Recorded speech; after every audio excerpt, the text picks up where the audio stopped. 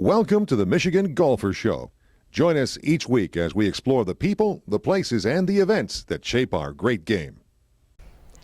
Hello, I'm Jennie McCafferty with the Michigan Golfer, and we're here at the Manistee National with Bruce Matthews, who's designed something like almost 40 courses, mostly in Michigan. How are you doing, Bruce? I'm doing very well, thank you.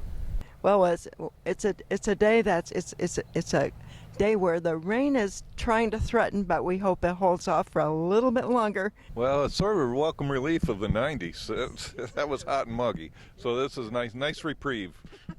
We'll take it. Well, Bruce, we wanted to talk to you about a couple of the courses that you've designed out of the almost 40, and one of them is called Marsh Oaks.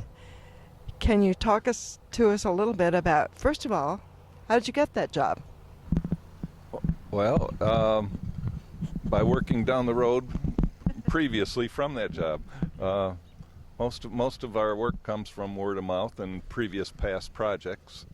And at that point I was doing Richmond Forest, and the Amatangelo family owned Oak Ridge Golf Course, which was 18 holes, and things were going great guns in the 90s.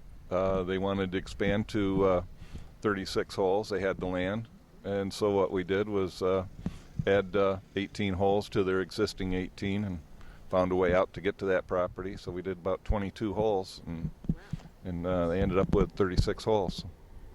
So to what extent do you try to conform the new holes to the old holes in terms of style and design? I didn't. We wanted something totally different. It was an older style golf course. We wanted something a little bit more modern, more contemporary. So we looked at designing a whole totally different 18, which was different. It was done with bent grass instead of the old bluegrass fairways on the existing course. So it had a different look to it.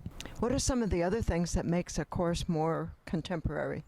It has a little more mounding, the routing. Which was interesting there is there's no water. There's a lot of freshwater shortages along the shorelines, both of Lake Huron and Lake Michigan. The closer you get to the shore, the less fresh water it is. Such as under Manistee here, they've got all the salt water for the salt mines. Morton Salt is a big company in town. And same thing with Detroit. You're underneath Detroit are all the salt mines. So fresh water is at a premium. And at Oak Ridge, we tied about 8 acres of ponds together so that we had enough water to water the golf courses. So all the water on all the ponds are interconnected. Same thing that they've done at Old Grand Haven, American Dunes. Fresh water is a shortage. The Nicholas design team did a very good job of interconnecting several ponds out there that they could have fresh water. So it's one of the interesting things on engineering that golfers don't look at. How are we going to water the golf course? And there's a lot of golf courses that do have water shortages. When you think of the oceans of water that we have in Michigan, of fresh water, there still is water shortages in local areas. Wow. So the owner already knew your work, and what are some of the other things you have to think about when you're trying to balance the owner and the land?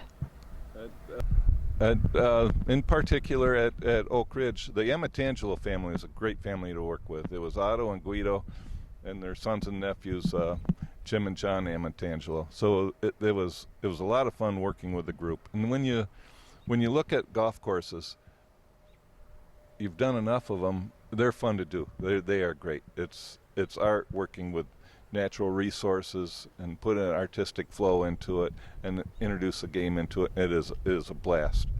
But you remember the people that you work with, and the Amatangelo family was great to work with.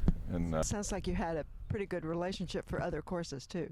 It is. That's the people are the thing. It's I love golf. I love golf courses. I love working on the land. But the people are great. The people that you meet, and you just can't beat them. That's pretty cool. I like hearing about that. It's something that, as you say, golfers don't think about. Yep. Yeah. So Bruce, thank you very much for talking with us about Marsh Oaks, and I forgot to mention where it is. New Haven, Michigan, right along I-94. Okay, New Haven, Michigan. I didn't realize Michigan had a New Haven. Thank you.